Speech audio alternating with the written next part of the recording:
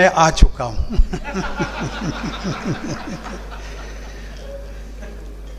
अखिल भारतीय साहित्य परिषद के 17वें अधिवेशन के उद्घाटन समारोह में मंच पर प्रमुख रूप से उपस्थित मध्य प्रदेश सरकार के उप मुख्यमंत्री श्री राजेंद्र शुक्ल जी, अखिल भारतीय साहित्य परिषद के राष्ट्रीय अध्यक्ष डॉक्टर सुशील चंद्र त्रिवेदी जी, प्रसिद्ध साहित्यकार जिनको हम लोग अभी अभी सुन रहे थे डॉक्टर विश्वास महीपति पाटिल जी, अखिल भारतीय साहित्य परिषद के राष्ट्रीय महामंत्री श्री ऋषि कुमार मिश्र जी, परिषद के राष्ट्रीय संयुक्त महामंत्री डॉक्टर पवन पुत्र बादल जी, समाज सेवी एवं शिक्षाविद डॉक्टर ब्रह्मानंद त्रिपाठी जी, यहाँ उपस्थित सभी देवियों और सज्जनों, आप सभी को नमस्कार।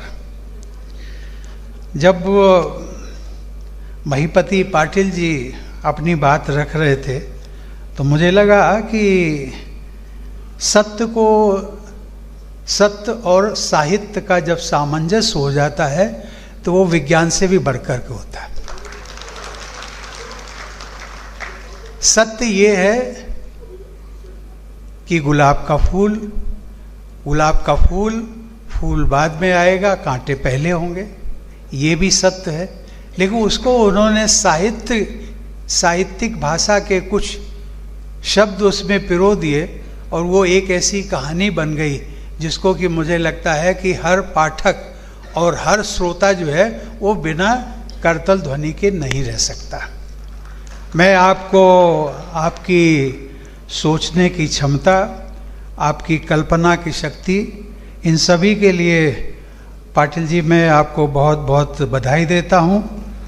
और जब मुझे पता लगा कि आप कोल्हापुर से हैं तो मैंने उनके साथ एक बात शेयर की कि मैं इसी 12 तारीख को कोल्हापुर आ रहा हूँ एक विश्वविद्यालय का कन्वोकेशन सेरेमनी को अटेंड करने के लिए। तो मेरी उनसे बात भी हुई कि कम से कम आज के बाद में 12 तारीख को हम फिर एक बार नमस्कार करेंगे। अखिल भारतीय साहित्य परिषद के इस राष्ट्रीय अधिवेशन में उपस्थित आप सभी महानुभावों को मेरा हृदय से अभिनंदन। रीवा की इस पावन धरती पर आप सबके बीच उपस्थित होकर मुझे भी अत्यंत प्रसन्नता हो रही। विंध्य प्रदेश की ये धरती साहित्य, संगीत और साधना की अनेक कहानियों की जन्मभूमि रही है।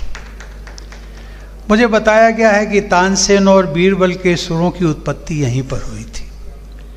विंध्य प्रदेश की इसी धरती पर महाराज विश्वनाथ सिंह के द्वारा हिंदी भाषा के पहले नाटक की रचना हुई थी। यहीं पर महाराजा कर्णदेव, रेवा प्रसाद द्विवेदी, कुंवर सूर्यवली सिंह, सैफुद्दीन सैफू और शेषमणि शर्मा जैसे साहित्यकारों ने अपने लेखन से भारतीय साहित्य को समृद्ध किया। आज इस अवसर पर इन सभी विभूतियों का स्मरण हम करते हैं। ऐसी सांस्कृतिक, आध्यात्मिक और साहित्यिक वैभव से परिपूर्ण रीवा नगरी में इस अधिवेशन के आयोजन के लिए मैं सभी पदाधिकारियों और कार्यकर्ताओं को साधुवाद देता हूँ। देवी और सज्जनों, ये हम सभी के लिए और भी गौरव की बात है कि रीवा की इस पावन धरती के सैनिक स्कूल में शिक्षित हमारे देश की सेना का नेतृत्व आज जनरल उपेंद्र द्विवेदी जैसे वीर और कर्मनिष्ठ अधिकारी के हाथों में है। साथ ही भारतीय नौसेना की कमान एडमिरल दिनेश कुमार त्रिपाठी जैसे दूरदर्शी और साहसी सेना नायक के पास है। ये दोनों के रीवा ही नहीं बल्कि समस्त राष्ट्र के गौरव और प्रेरणा के स्रोत हैं। हम उनके उज्जवल भविष्य और सफल नेतृत्व की कामना करते हैं। और इन दोनों अधिकारियों से मेरा कई मायने में जीवंत संपर्क और जीवंत व्यवहार इसलिए कि when I was the president of India I happen to be the supreme commander of armed forces. और उस नाते ये दोनों अधिकारी जब आज भी मिलते हैं तो वो कहते हैं, sir once you have been a supreme commander, and you will always be supreme, you will always remain supreme commander for all of us. आज भारतीय दर्शन में कहा गया है कि आत्मानम विद्धति विदधि जगत विदधि, अर्थात अपने को जानो, उसके बाद जगत स्वतः प्रकट हो जाएगा। यही विचार उपनिषदों से लेकर महात्मा गांधी, रविंद्रनाथ ठाकुर और श्री अरविंद तक हमारे आचार चिंतन का आधार रहा है। अपने आप को जानने का आशय केवल आत्मचिंतन या आत्मस्मरण नहीं होता। अपने आप को जानने का मतलब है अपने भीतर के सत्य को, अपने मूल स्वरूप का और अपनी सामाजिक भूमिका का बोध होना। राजेंद्र शुक्ला जी ने एक बात का उल्लेख किया था, व्हाइट टाइगर की बात। आज तो हैं, और ये सही बात है कि रीवा इसके लिए फेमस है। लेकिन मैं राजेंद्र जी ये जरूर कहूँगा कि जब मैं एडमिरल त्रिपाठी से, दिनेश कुमार त्रिपाठी से जब मैं मिलता हूँ तो मुझे याद आती है रीवा की, और वो व्हाइट टाइगर की, क्योंकि वो हमेशा व्हाइट ड्रेस में ही रहते हैं। Being the chief of navy, he always remains in white uniform. यही जिस आत्मबोध की मैं बात कर रहा था अभी, यही आत्मबोध जब गहराई से जागृत होता है तो वह सीमित नहीं रहता है। आत्मबोध से कुटुंब बोध, कुटुंब बोध से संस्था बोध, संस्था बोध से समाज बोध, समाज बोध से राष्ट्र बोध, और राष्ट्र बोध से समस्त प्रकृति के एकत्व बोध से होते हुए अपने आप विश्व बोध में परिवर्तित हो जाता है। क्योंकि जो व्यक्ति स्वयं को जान लेता है वही विश्व को सही तरीके से समझने की क्षमता रखता है, और इसी अवधारणा को हमारे शास्त्रों में वसुधैव कुटुंबकम कहा गया। देवियों और सज्जनों, इस अधिवेशन का विषय आत्मबोध से विश्वबोध। यह हमारी राष्ट्रीय आत्मा को पुनः जगाने और हमारी सांस्कृतिक जिम्मेदारी को वैश्विक संदर्भ में प्रस्तुत करने का एक बड़ा आह्वान है। देवी और सज्जनों, आत्मबोध का महत्व तब दिखाई देता है जब आत्मबोध की चेतना क्षीण होने लगती है। जब हमारी चेतना क्षीण होती है तब व्यक्ति हो या राष्ट्र, दोनों ही अपने मूल से भटकने लगते हैं। आत्मचेतना ही वह शक्ति है जो मूल, विरासत और उद्देश्य का बोध कराती है। जब यही चेतना धूमिल हो जाए तब बाहरी शक्तियों का आक्रमण केवल सीमाओं पर नहीं, हमारी संस्कृति और हमारी आत्मा पर भी होने लगता है। हमारी सभ्यता का इतिहास इसका साक्ष्य है कि ऐसे में विदेशी शक्तियों को हमारे ऊपर शासन करने का अवसर मिला। वो केवल एक दिन के लिए नहीं, एक वर्ष के लिए नहीं, बल्कि 200 वर्षों से अधिक। आत्मबोध का क्षरण हमें अपनी परंपराओं के प्रति संकोची और अपनी भाषा बोली के प्रति उपेक्षा बना देती। फलस्वरूप हमारी तकनीकी, आर्थिक और बौद्धिक प्रगति की शताब्दियों पुरानी धारा भी अवरुद्ध हो जाती है और हमारे विकास मार्ग पर एक अंधेरा सा छा जाता है। इसीलिए कहा गया है कि जब व्यक्ति स्वयं को भूलता है तब संसार भी उसे भूल जाता है। अतः यदि आत्मबोध जागृत न रहे तो समाज भटकता है, राष्ट्र पिछड़ता है और सभ्यता अंधकार में डूबने लगती है। देवियों और सज्जनों, यही हमारे साथ औपनिवेशिक शासन के दौरान हुआ। हमारी भाषाओं, हमारी परंपराओं और हमारी प्राचीन शिक्षण पद्धति पर प्रश्न चिन्ह लगाए गए ताकि हम अपने ही गौरव को भूल जाएं। स्वतंत्रता प्राप्ति होने के बाद भी ये मानसिक गुलामी तुरंत समाप्त नहीं हुई। हमें राजनीतिक स्वतंत्रता तो वर्ष 1947 में मिली, लेकिन मानसिक और सांस्कृतिक स्वतंत्रता प्राप्ति की प्रक्रिया धीमी रही। मुझे आज ये देखकर प्रसन्नता होती है कि पिछले दशकों में ये स्थिति धीरे धीरे बदली है। भारत की इस अखंड सभ्यता की एक अनूठी विशेषता है, ये अंधकार में डूबकर भी प्रकाश की खोज नहीं छोड़ती। आज भारत पुनः अपनी जड़ों से जुड़ रहा है, अपनी विरासत पर गर्व कर रहा है और आत्मबोध को पुनर्स्थापित करने की दिशा में तेजी से आगे बढ़ रहा है। मेरा मानना है कि यह पुनर्जागरण ही हमारे सुनहरे भविष्य का एक दिन आधार बनेगा। देवियों और सज्जनों, साहित्य किसी भी सभ्यता की आत्मा का वाहक होता है। साहित्य ऐसा माध्यम है जो संस्कृति, मूल्य, इतिहास और आकांक्षाओं को एक पीढ़ी से दूसरी पीढ़ी तक पहुंचाता है।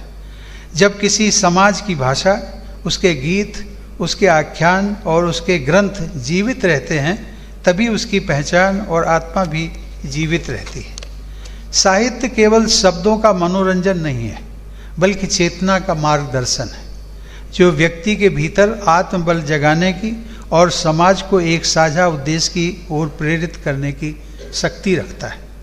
यही साहित्य का सामर्थ्य है कि वो बिखरी हुई सोच को जोड़कर एकत्व की भावना पैदा करता है, निराशा के क्षणों में आशा का दीपक बनता है और राष्ट्र के पुनर्जागरण में सबसे पहले अंतःकरण में क्रांति लाता है। देवियों और सज्जनों, साहित्य की महिमा यहीं तक सीमित नहीं है। भर्तृहरि ने तो कहा है कि साहित्य, कला और संगीत के बिना मानव जीवन अपना अस्तित्व अर्थात अपनी मनुष्यता ही खो देता है। साहित्य में किस प्रकार से एक राष्ट्र की चेतना को जागृत करने की शक्ति होती है, इसका भारतीय स्वतंत्रता संग्राम से उत्तम उदाहरण और क्या हो सकता है। जब विदेशी शासन ने भारत की राजनीति ही नहीं, मानसिक स्वतंत्रता को भी जकड़ने का प्रयास किया, तब हमारे साहित्य ने ही आत्मगौरव की ज्योति प्रज्वलित रखी। बंकिम चंद्र चट्टोपाध्याय का वंदे मातरम, जिसका आज भारत में 150 वर्ष पूरे होने का हम उत्सव मना रहे हैं, आप सबको और इस मंच के माध्यम से सभी देशवासियों को मैं इस अवसर की बहुत बहुत बधाई देता। रविंद्रनाथ ठाकुर के जनगण मन ने भी भारत को एक अखंड सांस्कृतिक चेतना से जोड़ दिया। महात्मा गांधी के हिंद स्वराज ने आत्मनिर्भरता और स्वदेशी की विचारधारा को जन आंदोलन का रूप दिया। लोकमान्य तिलक, भारतेंदु हरिश्चंद्र, मैथिली शरण गुप्त, सुब्रमण्य भारती और अनगिनत कवियों लेखकों की रचनाओं ने पराधीन भारत को ये स्मरण कराया कि गुलामी अस्वाभाविक होती है और स्वतंत्रता हमारा जन्मसिद्ध अधिकार होता है। साहित्य ने जनमानस में राष्ट्र की साझा पहचान, सामूहिक संकल्प और भविष्य की दृष्टि को जन्म दिया। इसी साहित्यिक क्रांति के कारण भारत के विविध भूभागों में फैले लोग एक भावना से जुड़े और स्वतंत्रता संघर्ष एक राष्ट्रीय आंदोलन बन गया। देवियों और सज्जनों, आज भारत पुनः अपनी मूल पहचान, अपने स्वत्व, अपनी रचनात्मकता, आध्यात्मिकता और नैतिकता के बल पर वैश्विक मंच पर तेजी से उभर रहा है। आत्मबोध से शक्ति लेकर विकास की एक ऐतिहासिक यात्रा पर अग्रसर है। आज हम सभी 140 करोड़ भारतवासियों ने वर्ष 2047 तक एक विकसित भारत के निर्माण का एक साझा संकल्प लिया है। ऐसे में आज साहित्य को एक मार्गदर्शक की भूमिका फिर से निभानी है। साहित्य समाज, राष्ट्र और संस्कृति की संवाहक शक्ति है। यह ज्ञान, अनुभव और मूल्यों को पीढ़ी दर पीढ़ी स्थानांतरित करता है और समाज को संवेदनशील, राजग और परिपक्व बनाता है। हमारी विकास की इस महायात्रा में साहित्य की भूमिका बहुत महत्वपूर्ण है। जैसा कि स्वाधीनता आंदोलन में साहित्य ने हमारी राष्ट्रीय चेतना को जागृत किया, एकता और स्वतंत्रता की अग्नि जगाई, वैसे ही आज हमें आर्थिक, सांस्कृतिक और बौद्धिक स्वतंत्रता को सुदृढ़ करने के लिए साहित्य की ही आवश्यकता है। ऐसा साहित्य जो हमारे स्वत्व को, हमारे संकल्प को सुदृढ़ करे, हमारी सांस्कृतिक जड़ों को पुष्ट करे और हमें आत्मविश्वास की राह पर आगे बढ़ाने का कार्य करे। देवियों और सज्जनों, मुझे ये जानकर प्रसन्नता है कि अखिल भारतीय साहित्य परिषद ने भारतीय दृष्टि, भारतीय पद्धति और भारतीय मूल्य आधारित सृजन को निरंतर प्रोत्साहित किया है। आप सब तो प्रबुद्ध जन हैं, परंतु अक्सर ऐसा देखा जाता है कि जब भी हम भारतीय भाषाओं की बात करते हैं तो कुछ लोगों को भ्रांति होती है कि हिंदी और अन्य भारतीय भाषाओं के बीच कोई कंपटीशन है। कभी कभी कुछ लोगों को ऐसा भी भ्रम होता है कि हिंदी भाषा क्षेत्रीय भाषाओं की जगह ले सकती है या हिंदी भाषा अन्य भारतीय भाषाओं को हाशिए पर धकेल सकती है। ऐसी भ्रांतियों के कारण कभी कभी हिंदी भाषा के प्रति द्वेष का भाव भी पैदा होता है।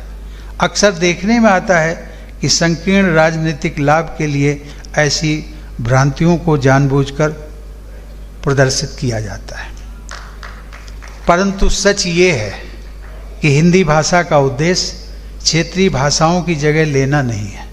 हिंदी की भूमिका तो एक संपर्क भाषा के रूप में है जो भारत की भाषाई विविधता को पूरक बनाती है। हिंदी भाषा भारत की भाषाई बहुलता की समृद्धि और एकता को बढ़ावा देती है। मुझे प्रसन्नता है कि परिषद द्वारा आयोजित भारतीय भाषा दिवस, साहित्यिक संवर्धन यात्रा, सर्वभाषा साहित्यकार सम्मान, जिन्होंने अपनी प्रतिवेदन में इन सब बातों का जिक्र किया है, वो सभी काम उन्होंने किए हैं। देवी और सज्जनों, भारत की हर भाषा में श्रेष्ठ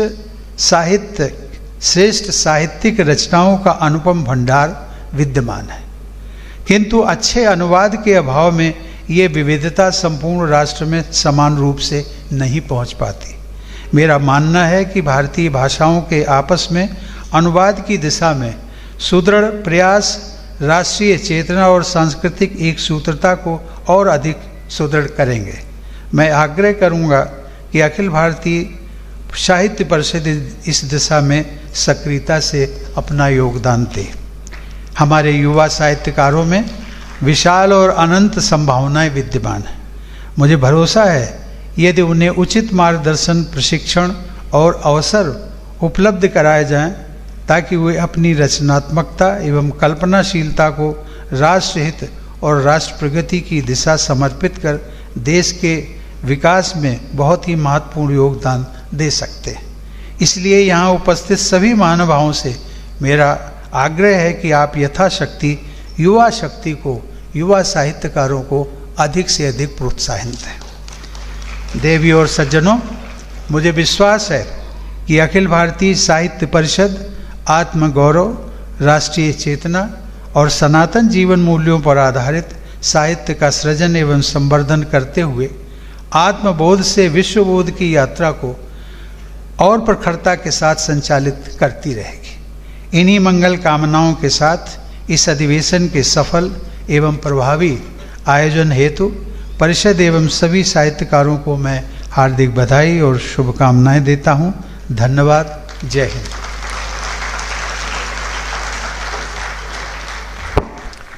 परिषद के लिए ये गौरव और आनंद का क्षण, हम सब स्वजनों के लिए, पूरे परिषद परिवार के लिए। अब धन्यवाद अपने अखिल भारतीय अध्यक्ष आदरणीय डॉक्टर सुशील चंद्र त्रिवेदी मधुपेश जी के द्वारा।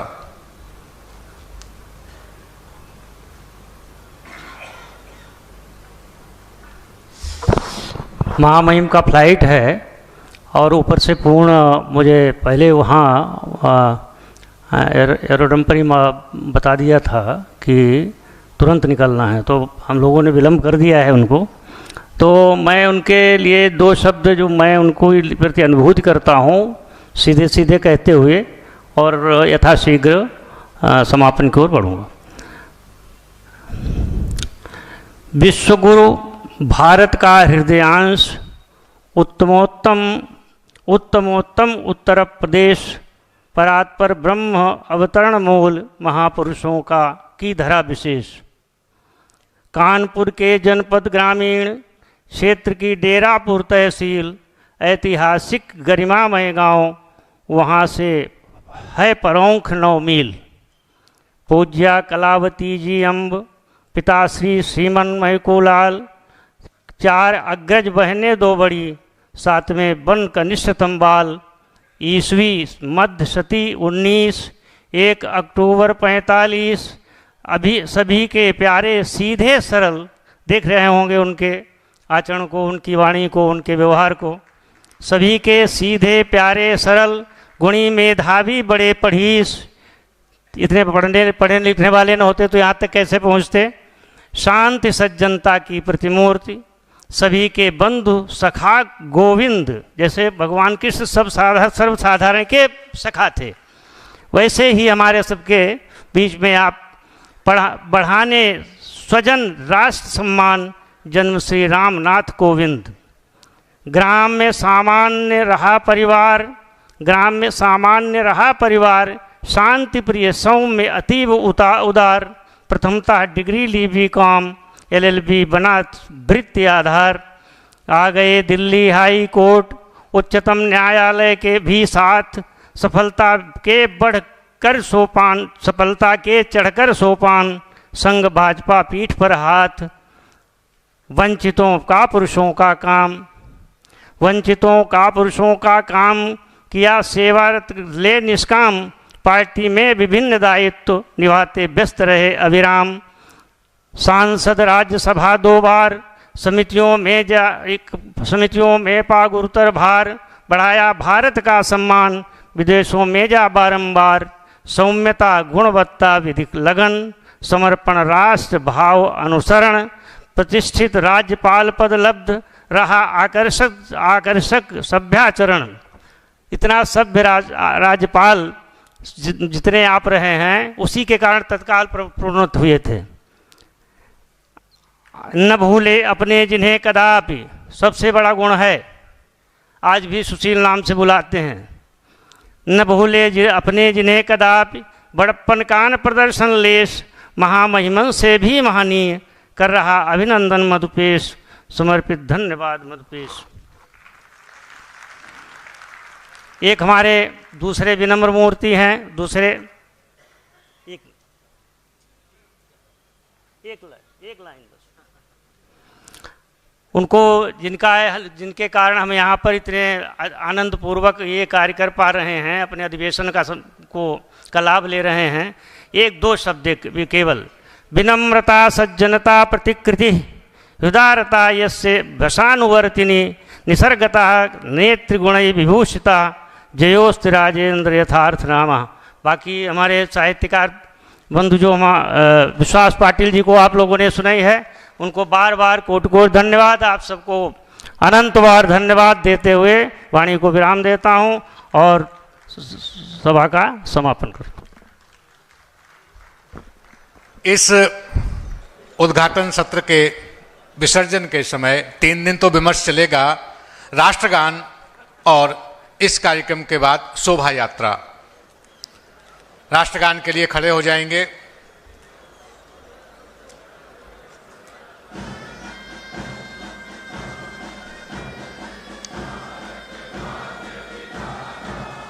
पंजाब सिंध गुजरात मराठ द्राविड़ उत्कल बंग, विंध्य हिमाचल यमुना गंगा, उच्छल जलधि तरंग।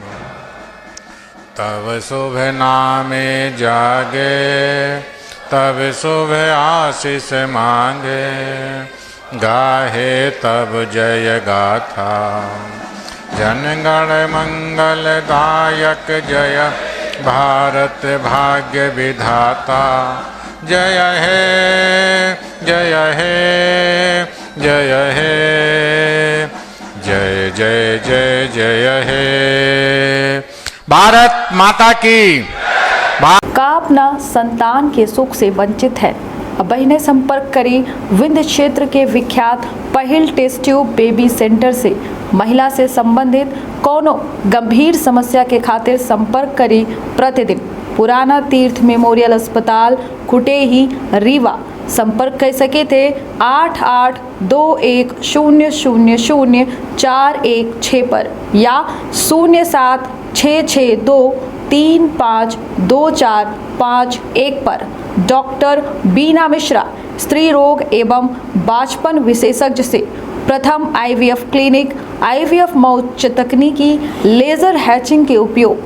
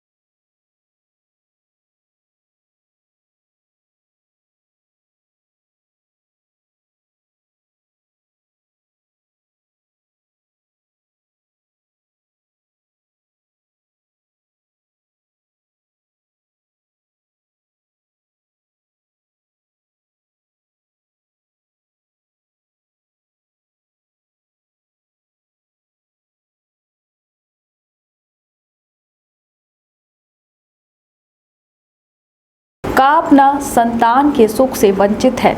अब बहिने संपर्क करी विंध्य क्षेत्र के विख्यात पहिल टेस्ट ट्यूब बेबी सेंटर से। महिला से संबंधित कोनो गंभीर समस्या के खातिर संपर्क करी प्रतिदिन पुराना तीर्थ मेमोरियल अस्पताल कुटेही रीवा। संपर्क कर सके थे 8821000416 पर या 0766235245 पर।